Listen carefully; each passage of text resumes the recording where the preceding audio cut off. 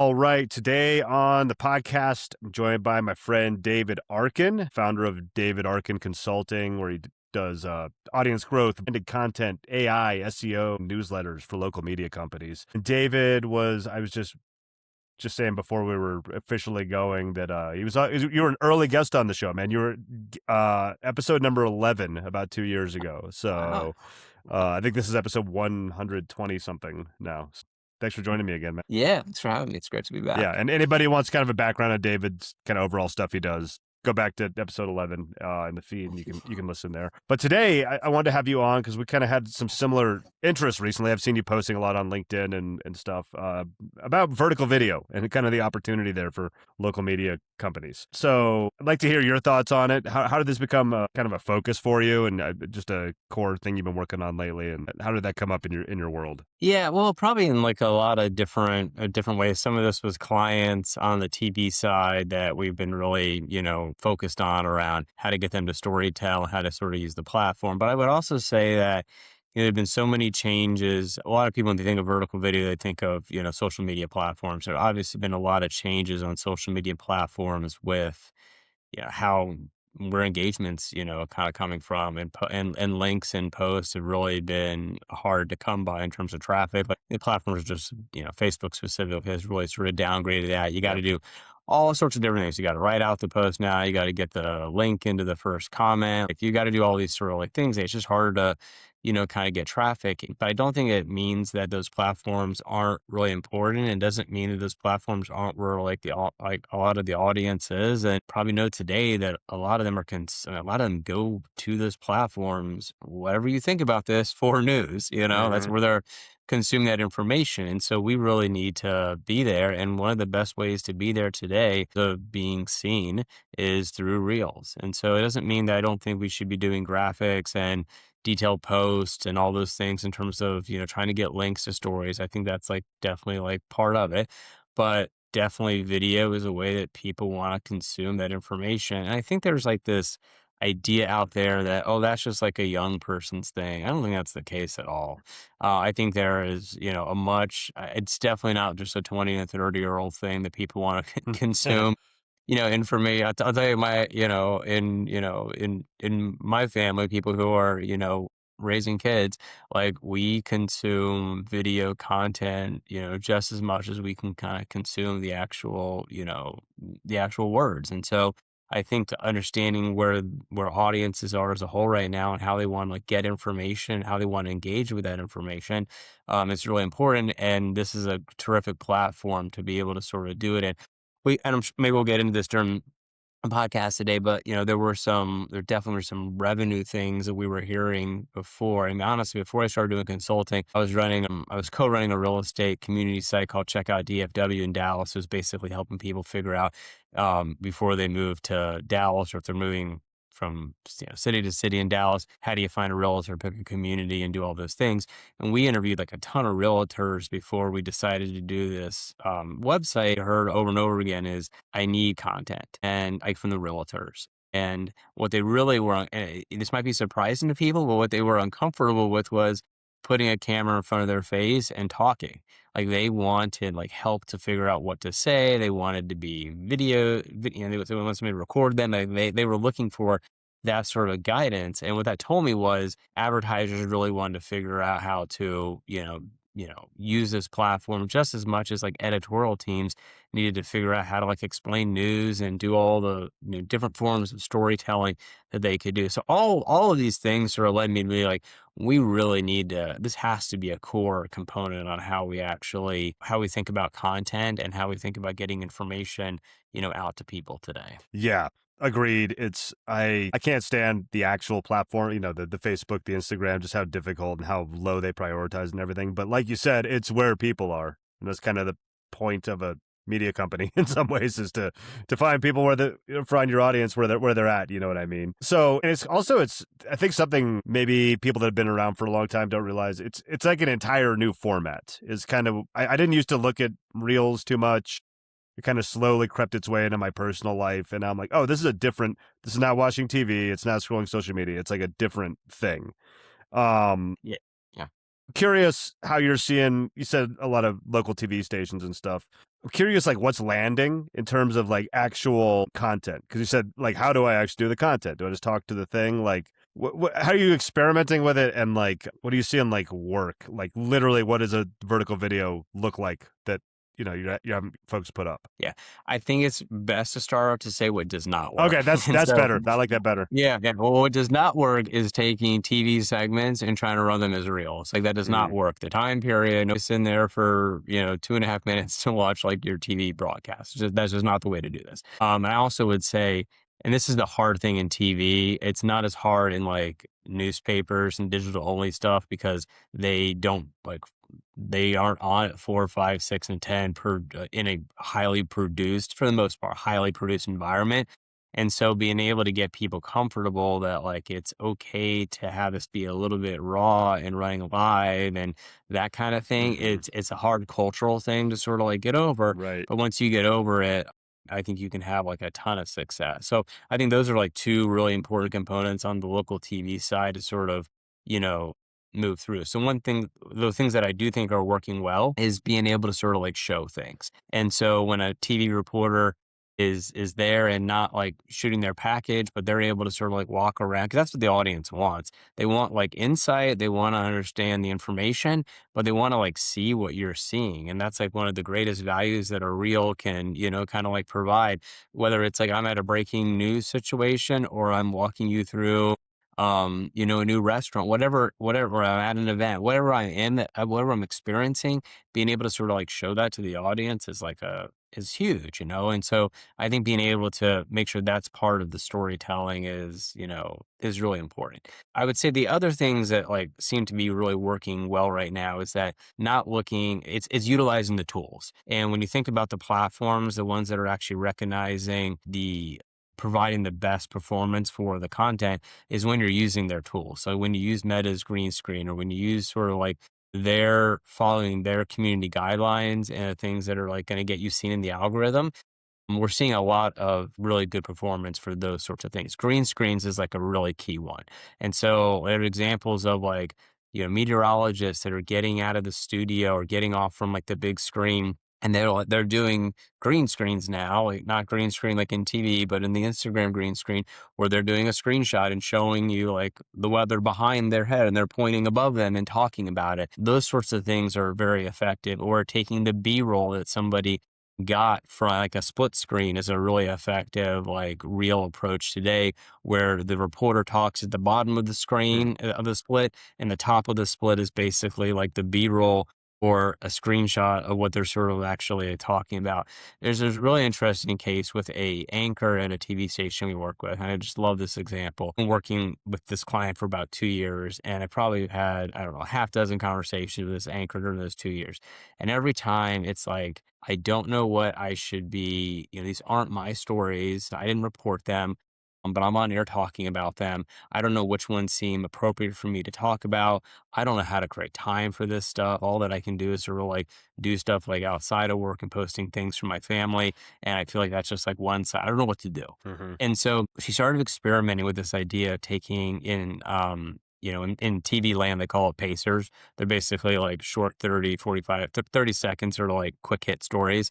Often, sometimes they're local, sometimes they're sort of like trending and sort of like national, but they make for really great web content, honestly. And so she started taking some of these pacers and started basically putting like a screenshot or some B-roll behind her in a green screen. And she's just like sitting in at her desk, basically like doing these videos. So the first one she did was for Buc-ee's, which people who don't know Buc-ee's, hmm it's like this big like national gas station. I live in Texas and it's like the thing in Texas and now it's in all these states. So they're these crazy gas stations. And so one's coming to Oklahoma. And so she basically like had a few screenshots behind her talking about it. And it wasn't more than 45 seconds. And she introduced herself and it didn't come across like this was like a TV, like that she was on TV doing it.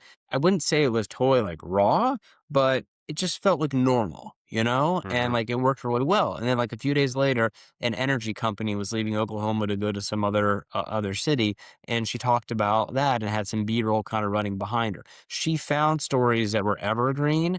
Or like the energy company, sure, it was breaking news, but that had several days of life in it. And that's the thing that's, I think, the hard thing with like news companies is like they want to like that story's over in that day and Mhm. like they're on to something else. Where like the way the algorithms work is like it's not over that day. Like it has life for like multiple days, like in the algorithm. So if you're picking the stories to explain to the audience what's happening and can, talk about it in a way like if it gets picked up in 2 days, it's not going to be like a weird thing, So you don't want to be like, breaking news, the energy company is leaving. You want to sort of like talk a little bit about what it means and why this matters and why you should be paying attention to this and what's next. Like those are the ways to kind of talk about it in the video. But this works so well for her. And so we started taking this to other anchors and they like loved it too. They were like, okay, I can see how I could establish like a story, two or three a week where I could sort of do this format with. And it's really kind of like working there. That's awesome. That's a great example. And yeah, you touched on a few things I was curious about. So the green screen, I like the split kind of uh format you talked about. Very cool, useful stuff there. Also, you talked a few times about platforms, algorithms. Might be a good time to ask because vertical video, I think kind of TikTok kind of pioneered it. Reels are huge on Instagram and Facebook. YouTube has shorts. Do you have any thoughts on pros and cons between those platforms? Which works best for, I don't know, reach, for making money? Like, do you focus? Would you tell somebody like a local media company, whatever the case may be, to focus on just Instagram? Or any thoughts there on that? Yeah. I mean, we tell people to get on TikTok. Okay. Okay. I mean, and they're on TikTok, they see they do the right things, they will see explosion like very quickly on like, the audience side. And so I think the challenge with it is this though. There is like TikTok style videos that work really well. And it's not to say that that same style doesn't work as well like as Instagram, but it can be a little bit different. But the idea that we could go to a newsroom and be like, hey, you need to create 5 different reels for every story and have to be different. Like there's just no way that would Right. fly. Right. And so what we try to do is like blend some of these things. So like one of my favorite TikTok styles, it's so simple, but I'm sure you've sort of seen this, like it's just people sitting in their car talking, Mm-hmm. they're telling the story. Yep. And so we worked with some TV reporters on the best ways to be able to sort of like do that. Well, can that work on Instagram? Probably. It's really sort of set for TikTok. So if you sort of know where like you think the audience is really going to be and sort of like build formats that are going to be expansive across like all of them, but really kind of like work for the one where you're going to kind of see the most, kind of the most growth for. I think some of it might come down to the publication style too. So if it's like a lifestyle publication or like a city regional, like the TikTok, Instagram thing makes a lot of sense to me. A business publication, I think could be active in TikTok, and there's no reason that business content can't work there. But there's a lot of logic probably that like a YouTube style there could work really well for more business oriented kind of like content. So I think sort of understanding, who you are and what you're trying to achieve, but not to be active in TikTok today, I think is like a major mistake. Awesome. Yeah. Good insight there. I was curious. So I'm going a little out of order here. Obviously, one of the biggest pictures that I've heard from, or biggest questions, I'm sorry, that I've heard from folks, especially in local media, with the state of the industry in some ways, is vertical video actually making publishers money? Or is it still mostly a leap of faith? If it is so, like, how are people doing that? Have you seen that? This is more of like for reach. What are your thoughts there? Yeah, so I think there's two ways that people can make money with vertical video. One is, and I think people are aware of this, but I'll just tell you the number of people that don't have this set up is crazy. Like you can become eligible to monetize on Meta. And the way that you sort of do this is by building, high engagement. It isn't necessarily that like we see people with 1,000 followers and people with 100,000 followers that become eligible on Meta. So the size of the account, sure, it helps, but it's not the only sort of like factor that's being kind of looked at there. Hmm. So you will get alerts basically from Meta saying, oh, congratulations, you become eligible to be able to sort of like monetize this page. And so when you do that, like you got to do some back end things within Business Manager to get things set up. It's not the easiest thing, unfortunately, to, kind of like set up, but it's definitely something to look into. And you should see if you at one point were eligible, you can go back to Meta and request to appeal to be kind of like eligible again, but that's definitely something to kind of like watch out for. There are community guidelines that you have to follow with Meta that are really important.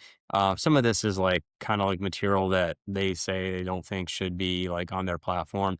Some people don't like that, but like if you're gonna the question I always tell people is if you're gonna play the game in blah blah blah SEO and whatever. Like these are the rules. So like Right. decide if you're going to do that or not. If you're going to play, if you want to make money, this is what you have to do. So I think understand those community guidelines, but then understand the best practices to put in place. This is the way that we do this with our clients is that we work to get their accounts monetizable. And then we work with the teams to make sure that they're doing all the best practices to make sure that the content is being seen. And so one of the ways to do that is to make sure that there are a good volume of reels happening, but not too many because you don't want to do 20 a day. So I think that kind of flow of like making sure that all those like best practices are being sort of like, checkboxed here is going to help kind of with the engagements, going to help with the actual revenue that those pages can actually kind of make. So I would say the meta monetization, I wouldn't call it a layup, but it's definitely a way that a publisher can make money. And we're seeing publishers make thousands of dollars a Really? month on it. This isn't like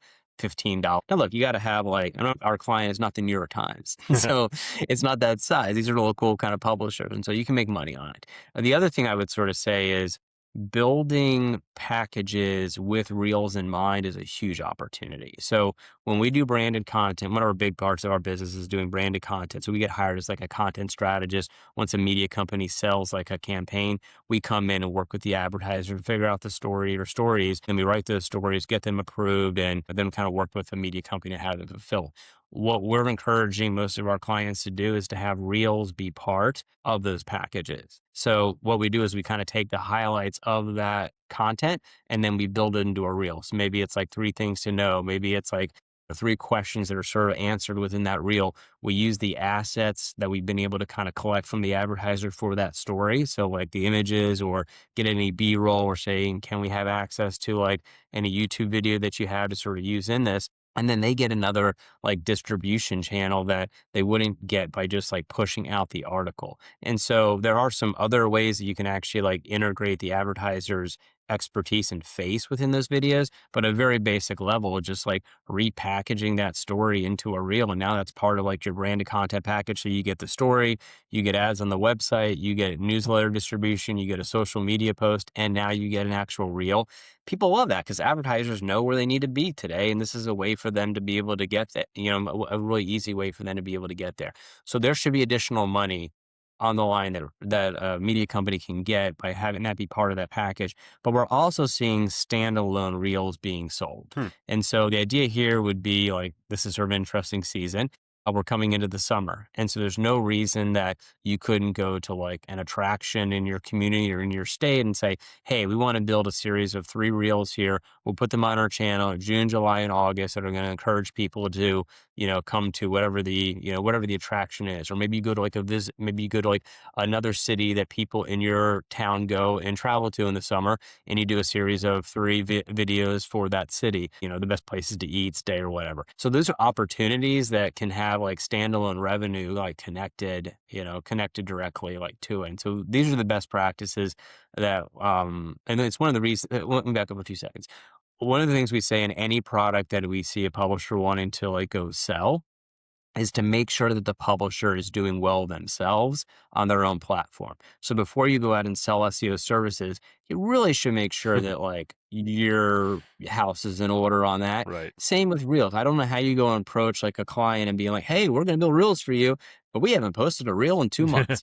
Or like they look a mess. And so I think making sure that like your house is in order before you actually go and doing that is a really important thing. But once it is, then you can say all the best practices that we're sort of doing over here to get our growth, we're going to now apply in a paid way, in an appropriate way, a labeled way for you as well. And that's like a dynamic thing. So I think there's all sorts of ways that people can make money. It just takes a little bit of like creativity, in terms of how you approach it. Okay. Yeah. Very cool. Yeah. Thanks for bringing that up. I wanted to ask about like that 3-part package I remember from our first call. And I would like, where did that come from? Is that just trial and error? Is that what is attractive to advertisers? Like 3, like 1 over 3 months versus like the one-off versus, is it more like maybe the hit rates? Because the thing with the algorithms is sometimes you don't know what's going to take off. Is it more like maybe one of these will hit better than the others, or is it some thinking around that? Yeah, well, typically, like a lot of branded content campaigns get sold in 3 months. So they're Okay. usually like 3 stories over 3 months, 1 story a month.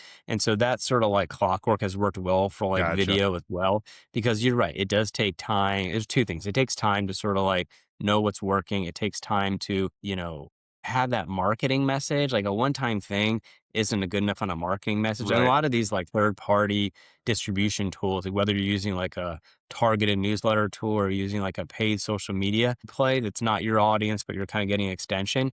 A lot of these tools now today allow you to target the exact same audience Mm. across both of those. And so like that's like a good marketing kind of like reminder for people about this kind of client. So those are the reasons why like that's an important. Doesn't mean you can't do a 1 month a one-time thing, but we always sort of suggest 3. Okay, cool. Yeah, that clarifies that. Thank you.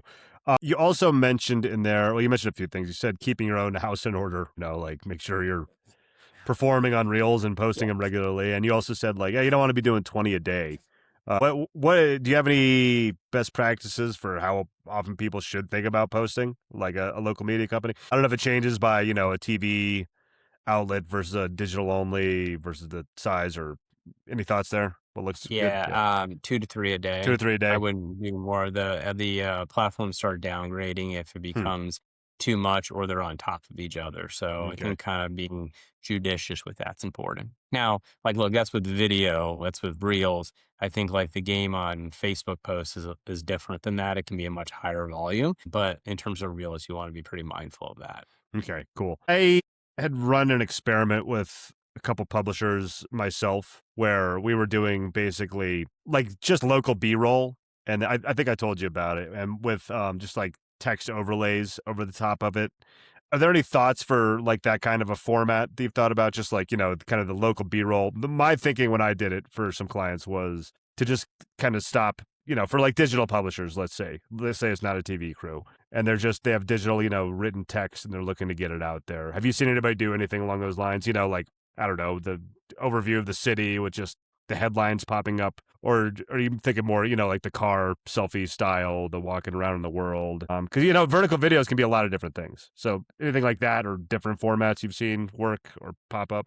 Yeah. Yeah, so I think what's really important is like how the grid on whatever platform you're on, specifically, I'm talking about Instagram here, actually like looks and how there's like clear headlines on those. And so like that's one important best practice that I would definitely say. And the video should have that because you just got to imagine when the video starts moving through the feed, the first thing that somebody's going to see is that headline. And so you want to make sure like there's a grabber on that explains what that is. And then making sure there's a really good caption style that's actually working with the actual.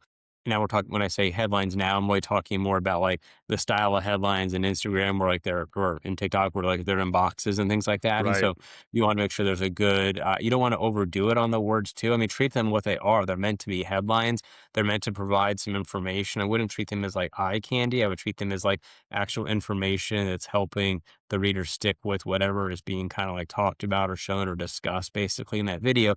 But I think captions are probably one of the most important things to make sure that there's a style kind of running for that and that you're not just having the captions turned on from whoever the platform is that has those kind of running. Like you want to use like we like AI captions as a tool that does a really nice job of actually like recognizing what's being discussed in the video and pops them, very kind of like attractively as you sort of like move through the video. So those are important things. The other thing I would sort of say that's important today is that these posts now, these video, I view video as a post, but like these posts now are actually showing up in Google search result pages. So it's really important that in these posts, like you're being as detailed as possible in the actual captions with as much information as you can. Kind of like how a lot of people have approached YouTube, where like those descriptions are really important in Mm-hmm. terms of like how you lay out, the keywords and what's actually kind of occurring. Like a one sentence caption for Instagram for that purpose is if one of your goals is like, I want to be seen everywhere and being seen is actually in